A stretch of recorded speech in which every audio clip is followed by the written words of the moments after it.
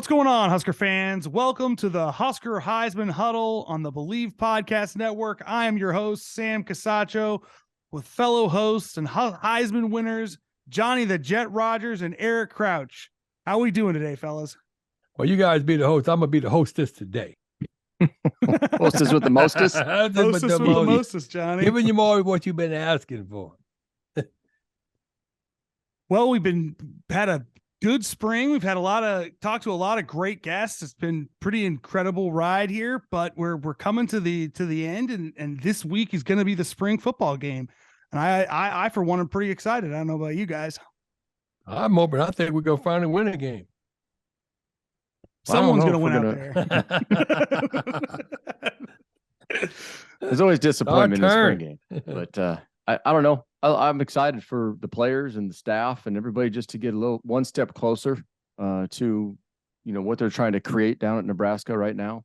It's exciting for a lot of the fans and former players to just see kind of the product that's been put on the field through spring. So it's just another step, I think, in the right direction. Well, I'm really excited for the players that we have. I really think that we have a good bunch of guys right there. And for them to see the type of fan power that we got, this will be the first time they'll see what they've been talking about collectively, just how excited our Husker fans really can be. And what we're looking forward to for them doing their best. And the support that they got is second to none. So it's going to be all in this week, and we'll see what we're made of. And I really think we got the talent. I just hope that we're able to come together as a team, and guys there's young guys that don't know each other that take an interest in just trying to build a team rather than individual stats. Yeah, I'm looking for big plays. Like, who can make a big play? Who can take it to the house? Who can jump up and grab a ball for a touchdown? Who can truck somebody, keep their balance, and break a few tackles and take it to the house? Just let's get excited about it again. Let's see some big plays and excitement and energy. And I'm just hoping that when they go back to watch a lot of film after this spring game, that they got something to really be excited about. Well, Tom Chattel wrote an article this past weekend about the return. So I hope that they're saying that they're really going to start approaching the punt returns and the kickoffs a little differently, and to try to take them seriously, because really when you don't do it, you're giving up an opportunity to score. And it just almost makes me throw up to see people fair catch on a kickoff return. Yeah. I mean, I bet. maybe on a punt return, but a kickoff I don't want a return. Touchdown. No, I don't want one. No, I'll just take 20 yards or so. Don't kick it to me.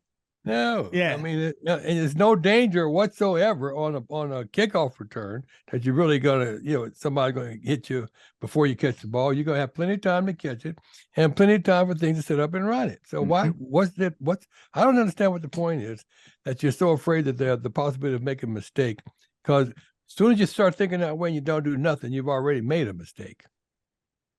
Yeah, the Jet watching people fair catch is like the devil walking into church. It's not really what you were made of there, Johnny. No, I can't comprehend day.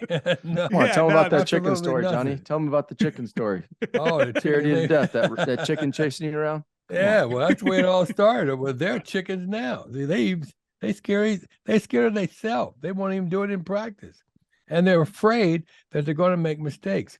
And then, I listen to the coaches talk about it too, and how they're really going to approach it. And their approach is not really that sound to me, because they talk about actually being afraid of guys coming down and getting hit, and the receiver of the punt will have to maybe elude a guy. When my whole point is that my key to success was I always had a designated player designated to get the first guy. I never had to worry about the first guy. I had to worry about just catching the ball. And that's the key. You don't have and to. That's real trust too. Yeah. Well, yeah, trust. he got to get that. That's what his job is. He's not big. He's not fast. He's going to get that first guy. Yep. And some kind of way, there's no way that he's going to be able to just run me over. Now we might all get hit, or something might throw it off a little bit, but I'm going to have some support. And for them to think that the receiver of the punt is going to be able to catch the punt and elude the first man, that's insane. He's not going to be able to do that. Well, it's almost like now they've taken away part of the game with how they've changed kickoffs and fair catches and things of that nature. So it's like now that more importantly is the punt return for a big play. Well, you need it. Teams are tight. I mean, the only thing that really makes a difference in a lot of these games is really the big play. If you get a big play on special teams, it's offense, defense, and special teams. Yeah, the games are tight. And Johnny, you're talking about you said it a lot of times. I knew that he was going to block one, get the first guy. And I don't think that our punt returners know anything back there. Like, they don't know what's about to happen to them. That's why there's so many fumbles. They're not instructing them to do that. They're on their own. They're not executing. As a unit, they're not executing. And then the punt returner doesn't know what's about to happen to him. And so he's just hoping I can just get the ball in my hands and not fumble it like that, not turn it over. I mean, that's what it became. I mean, 2 years ago, that's what it was. 2 seasons ago, that's what it was. We were there was a 40% chance that was going the other way on a punt return. That's how bad it got that year. So they don't know. I hope that they get to a place. Like, I watched the sights and sounds of practice, and I got to see some of the guys that they have back there that they're looking to, because Trey Palmer's gone. So who's going to return? I know they have Isaiah Castaneda back there potentially doing it. I saw Betts back there. Maybe he's back in the fold. Maybe he'll return. I mean, that guy's an electric athlete. So we need somebody who's gonna execute, not someone who's gonna execute. We need to execute as a unit so that they can know, like you're talking about, what's going to happen in terms of their blocking and whatever, so that they can cut loose and use that athleticism. Well, they got to know that we're going to return it every single time. It can't be they don't know when we're going to return and when we're not going to return. And sometimes we fair catch and sometimes we don't. Let's just make the decision. We're going to return every time, so every man knows he has to get his man every single time, because everybody has an assignment. You can't just be hitting the man, letting him go, and he runs all downfield and you running behind him. No. We see that on film. You out. Johnny, what was your mindset when you know, like, hey, they're calling for, we're going to go block this punt? Did you still feel like, man, this is still an opportunity for me? Or were you feeling, man, oh gosh, I got like 8 less guys, because, when you go after a punt, it's hard to get back and cover? Well, they'll get back, but the guys that they're, when you're trying to block the punt, the guys got to stay in there longer in order to make sure the punt don't get blocked. So they're not coming downfield all fast and everything. Those guys are staying in there a heck of a lot longer. So I'm going to get the ball a lot quicker and earlier before they're able to get down there anyway, because they got to stay in there if they're going to try. If they're trying to bet the punt, they got to block the guys coming. Yeah, they got to block the guys coming. They got to stay in there, So so it all works out. But the key is that I had a designated man to take that first man, and you got men on both sides. You got speedsters coming down, and they're trying to come down as fast as they can. Linemen are where they are, but there's 2 outside guys, sometimes 2 or 3 or 4 of them, but they are coming down as fast as they can, and somebody's going to get loose. Somebody's going to get loose and lose their man. And so that my guy has to get that first man. Now, they're not all coming down at the same time. So I just need to get the first one. I can get after I catch it, it's, I got it. But I just got to be able to catch it. You got to let your man catch the ball and to get started. Once we get started, we know where to meet up at the goal line. Well, hey, I'm hoping that they just I hope that Rule has I don't know if he's going to have special teams in the spring game, but I hope he has that. And I hope that they go ones-on-ones, and I hope they go live.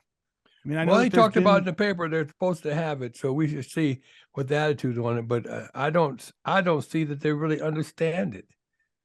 Right. I guess they don't have coaches that are into that these days on how to design, how really to do it, because in listening to what they were saying in the paper, they don't bit more know what they're talking about than the man in the moon.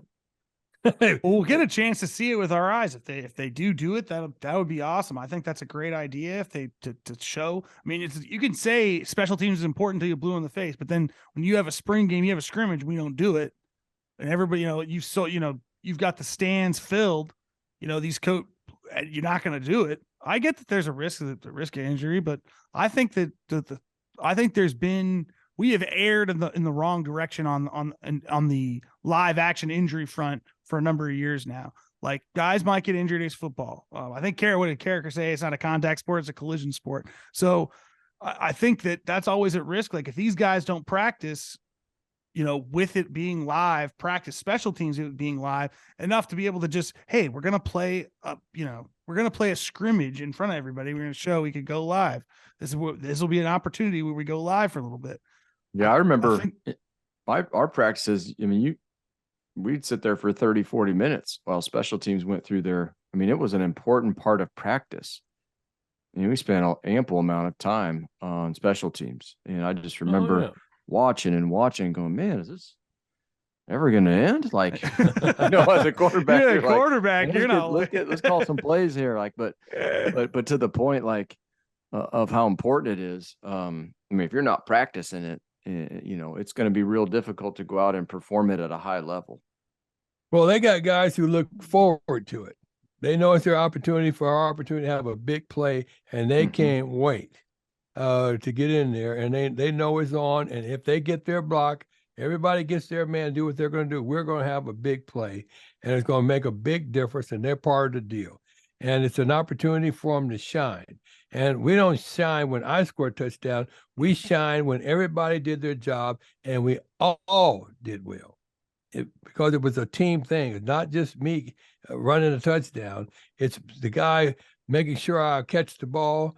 It's a guy making sure you set up the wall, making sure you get a man coming down that wall, and making sure right down to the end, even the slowest man on the team, that he stays with it until he gets a block.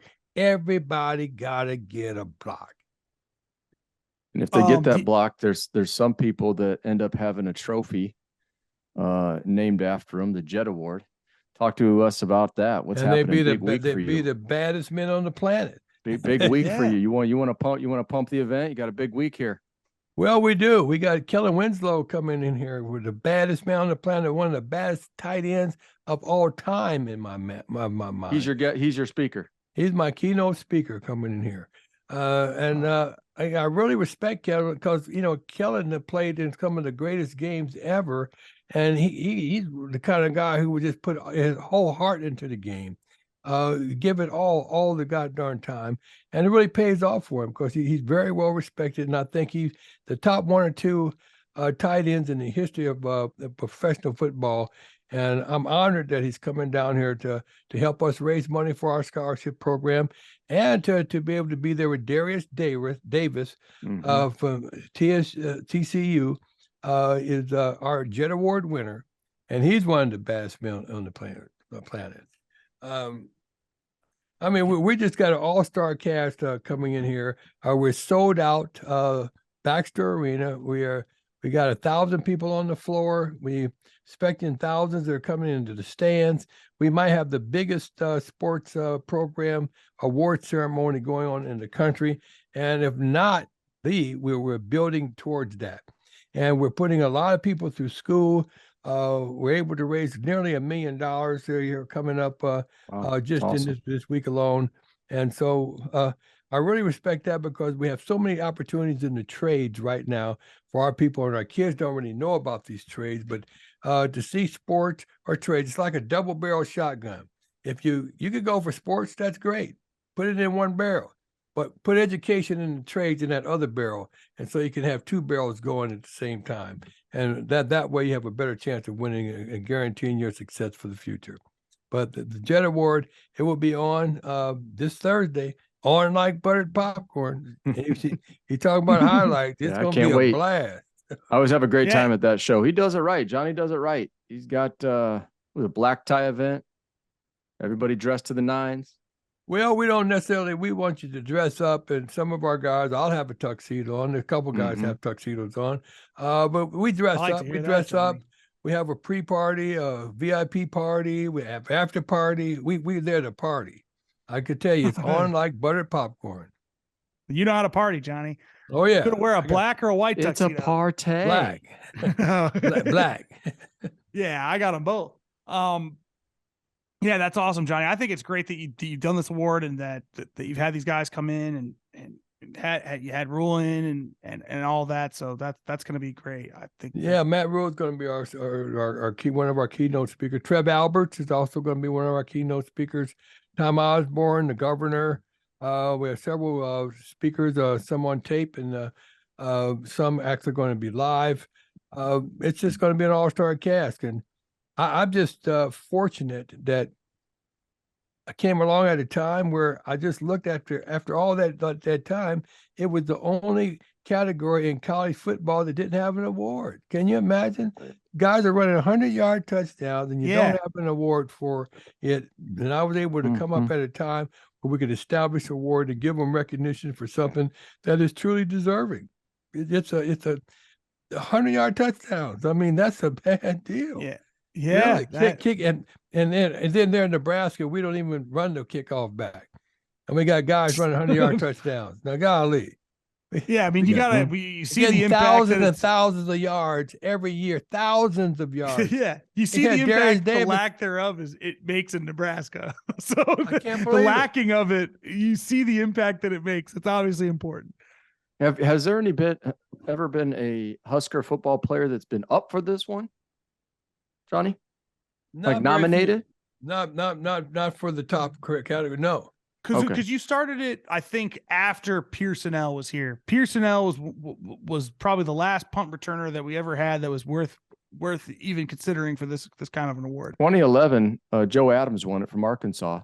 I think that was your first year, wasn't it, Johnny? That was 2011 was my first year. Yeah. Yeah. Oh, so that is after that's Pearsonell's after that. He just didn't get it. Somebody else got it.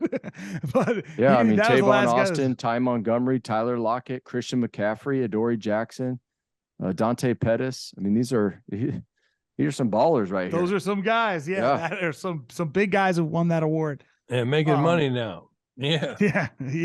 Superstars. Those are Super Bowl champions, some of those guys. So some of the baddest men on the planet. I love it. A bad man. I love to hear it. Bad boy returning punts. Man. Well, I love to hear it. I hope that we have somebody on this team that will be considered again. I hope so. Well, I just hope they put an effort into it because we're not. It's game is offense, defense, and special teams. That's football. When you cut out a third of it, you're just not going to win as many games. You're gonna come up short more times than not because you're not putting an effort into something that other people are, and there are people that are running returns back on us. And sometimes we go through a goddamn game and get 0 yards. We get minus yards. Yeah. Minus. I saw Anthony Grant returning kick returns, though. That would be kind of interesting. Could be interesting to do. It shows they're putting some of their top guys up there. I saw Luke Reimer blocking. So they are putting some effort into it. And it'll be interesting to see, what they do.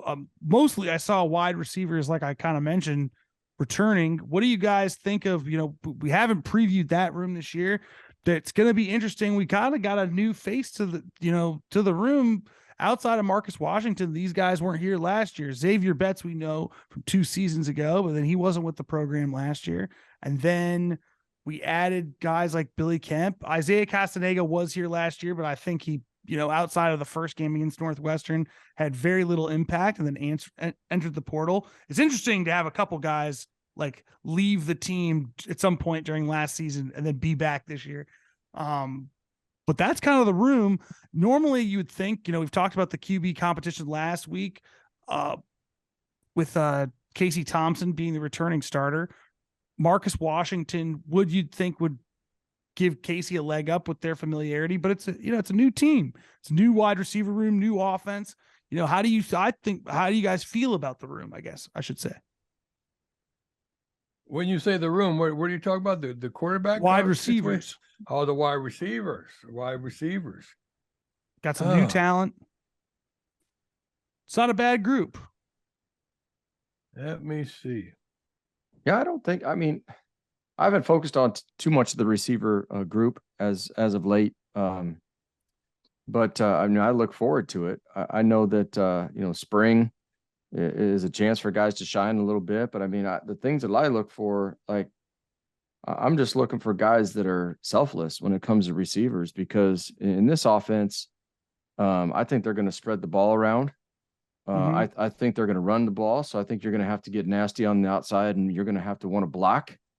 I think that's important. And so guys that are strong and tough and kind of willing to work hard. I'm just looking for that gritty core of receivers that, whatever play is called, they're not gonna feel like, oh man, I can't believe they're calling this play again. Right? I mean, they got to be selfless, in my opinion. And I mean, I know it was like that when you're running option football back in the day, but right now they get touches. I know they get touches. So just looking for guys to make plays and be selfless. I guess I just want to see a good group of guys that are ready to go and energized about this new offense. Well, I think we got good receivers, and I think their intentions are well. But my focus in the last few years have been just on offensive linemen, because our quarterbacks can't get the most out of their receivers when they're scrambling all the time, when they're running for their life all the time. And you got to take what you can get. So you really can't plan. You could do a down, out, and then a down. Well, hell, by the time you do the down and out, the quarterback is scrambling. You don't get the down. Mm-hmm. Yeah, so that's you got a big play too. Yeah. Oh, that was one of my favorite plays. I used to score on the post and then the curl. You take him into the post, deep, and make him turn and run, and then curl up on him. You're gonna get it darn near every darn time. But it takes time, and those offensive lines got to give our quarterback the time. We don't have time to do anything but roll out and pass it on the run. That's darn near it. I mean, the drop back pass, we can do something really creative, has not been there because we really haven't had the offensive guys on the line to actually give a quarterback the time. And that running, just scrambling all the time is just really not going to get it, because they scuff out of the pocket and then it's in over our head, fellas. We need linemen that can not just block but can run. We got to be able to pull out and run them sweeps. They don't even run sweeps anymore. They just that's send them what up I the was middle all the time. Yeah. I wanted to see. That's what I kind of want to see, and I think to both of your points, to Eric as well. Like, we talk about the run game, we could talk about the offensive lineman needing to block, which I think is true. These guys aren't going to be able to run their routes. The quarterback's running around everywhere, but these guys, if we're going to believe what the offense rule wants to run, it's what Satterfield wants to do and stress the run game, these guys, in your day, particularly, Eric, those receivers blocked. They know how to block. So I want to see them, be able to do that, know what they're doing. They're going to be having to block against a 3-3-5 defense, and that's going to be an interesting thing to see that for the first time in the spring game. So you're going to be, blocking defensive backs. You're going to be good on good a lot of the time. I want to see them be able to do that. But also, like you said, Eric, I want to see some big plays. I want to see some guys make some plays. We may not see Casey Thompson play, but I want to see Sims at quarterback, and I want to see him, make a big play to a wide receiver, make a big play with his legs. And then on the offensive line side, we talked about this. Obviously, that room, wasn't great last year. That's putting it kindly. But they're returning a lot of guys, and there's been a lot of, from Rule, a lot of statements, kind of a lack of panic. I think he's even said that Bryce Benhart, I know that's been a controversial player for everybody, that the ups and downs, really a lot and more downs than ups, that he's gone through as an offensive lineman at Nebraska, after coming kind of highly touted as a recruit, that he's an NFL offensive lineman. You have Turner Corcoran, Newley's coming back at guard, but that the line, there's at least something there to believe that the offensive line should be better. But we've talked with Adam about the defensive line a couple of weeks ago, and there's just not a ton of talent there. And they're playing, in a new defensive scheme. I think if they're on I think in spring, you don't really win. You can't really say, oh my God, look how great that was. But you can see things that maybe are red flags that you may be a little bit concerned about. And I'll be a little bit concerned if that offensive line is unable to open holes in the run game against a defense of front that's lost a lot of talent. Like, we're talking about losing Oshwan Mathis, Garrett Nelson, Caleb Tanner. That's two captains, and a guy that's going to the NFL, has been to the combine. So you're losing those three guys, defensive line that wasn't that good last year. They're learning a new defensive scheme. Maybe that's a good thing. Yeah, I mean, they're losing those guys. They're learning a new defensive scheme. If you can't block those guys, it's a defensive scheme that, at least on paper, doesn't seem like it's that great at stopping the run, or at least you have to play very sound football to play that scheme and stop the run. It's still new for them. If that offensive line can't run the ball, we could talk all spring, as we have, about emphasizing the run game. But if we can't run the ball against an inexperienced defensive front that's graduated most of its, talent from last year, production from last year, I'll be pretty concerned. That's my statement on the run game and the offensive line. What kind of a look do you think they're going to have? I mean, we're running from the pro, the spread, the eye. What are they looking at? Well, I think it'll be a little bit of it. I know that we might even see a fullback. Like they've talked about having that and wanted to control the game. Have a fullback? Do they have an eye back or just a fullback? Well, we'll have both. They'll have both. We have both. So you'd be running you have isolation plays in. Yeah, I think that's kind of part of some of the point there that they'll I don't think that the offense will be built around the fullback, but I mean they'll be using him. But they may use him. They may use one. So they've been emphasizing the run tight end type of position.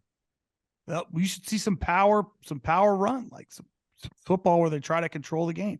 If that is unsuccessful, I guess that's what I'm saying. If it's unsuccessful against that defensive front, I'll be a little concerned. I'll be concerned about the offensive line because you're already a little concerned about the offensive line. You didn't see it last year, so you want to see. We've talked. You've talked about it, Johnny. Rule coming out and saying, it starts up front. We're going to get this offensive line ready to go. He's been quelling a lot of worries, saying that they're ready to go. That they better be ready.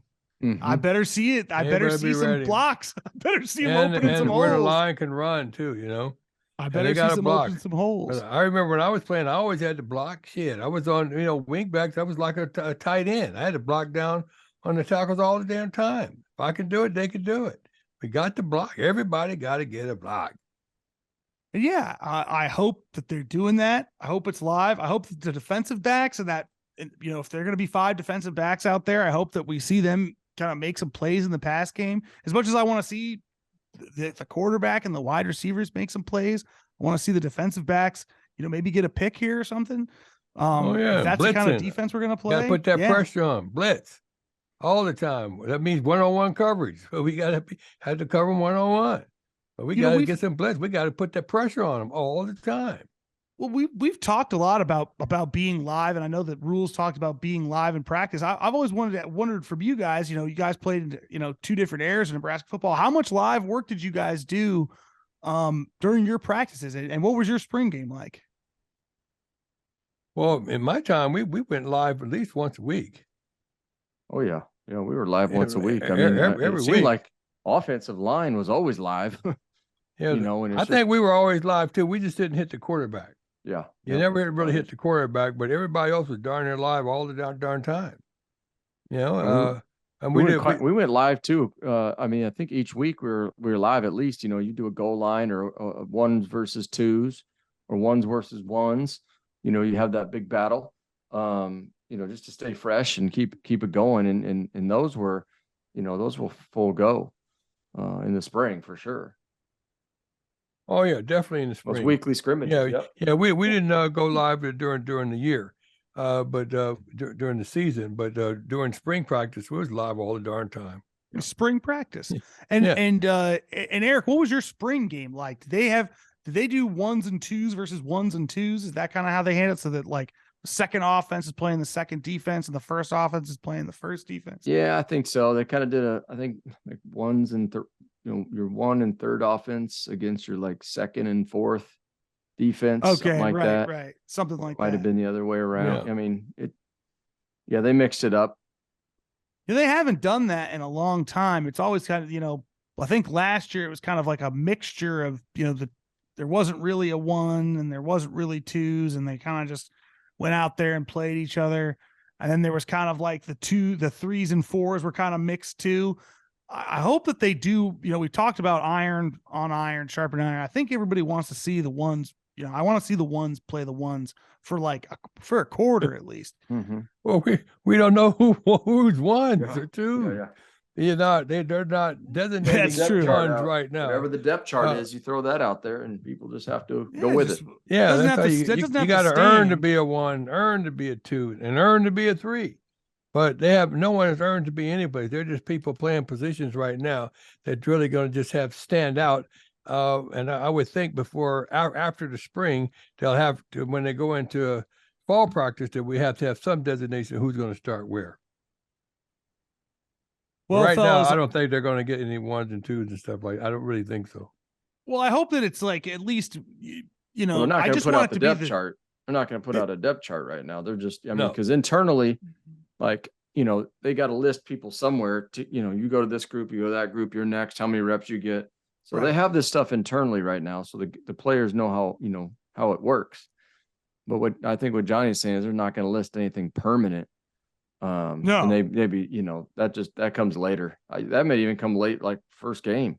Yeah, exactly. I agree with that. What I'm just saying is I want to see, like, I don't want to see, you know, Corcoran, like, I don't want to see if Corcoran and Benhart, like some of the positions they know, I don't want to see those guys on different offensive lines. And it's just like, oh, well, we're playing. I want to see a unit, if whatever they think the best unit is after spring, it could be fluid, but like whatever they think that is, put them out there. Yeah. Whatever they think the best defensive unit is up front, put them out there against that unit. And if there's twos after that, have those guys playing each other. And maybe you see something in the game in front of the fans that you want to move a two up to a one or whatever it is. And that's what I would like to see. And it's just fun. Like, it's a great time. Like, particularly for Nebraska, like we've joked about spring football being the best time to be a Nebraska fan because you can't lose in spring. But the truth is, it is a special time to be for Husker fans, because the truth is that there's not very many fans in the country that take, you know, Nebraska, you know, college football as seriously as Husker fans do, and they pack the stadium. Fill it's the a special stadium. scene. They fill the stadium. It's a special thing to see, and it's fun to be a part of. Are you guys going to make it down there? I plan to. Yeah, I'm planning on it too. Yeah, I got a dozen kids I'm taking down. Yeah, it's fun to go. It's fun to go with kids. My coach Frank Solch will be back, so man, I'm looking forward to, you know, that's right. That's right. Saying hi to him and being part of those festivities. I think it's, you know, big deal. You know, for Coach to be back. I mean, I don't think he's been back, and no, maybe we can get the curse gone. Yeah, no kidding. And please lift it forever and ever and ever. So you know, and gotta get him and people Bo are gonna just Pelini love. I mean, I just cheer as loud as you can when he steps out on the field, because I mean, he deserves it. He does. It's a shame that he hasn't been back until now. It's one of the best things probably Rule has done, I think, thus far, is to encourage it, although Rule gave Trev a lot of the credit for that. But it's unbelievable. You know, Frank Solich is a great Nebraska coach, and he should, you know, it's a shame that it's been so long. So it's really exciting time. You've got to be so excited about that, Eric. Oh yeah, no, I you know, last time I saw him was that he came to the College Football Hall of Fame when I was inducted a couple of years ago, and I'm really looking forward to seeing him again. So it's perfect place on Memorial Field.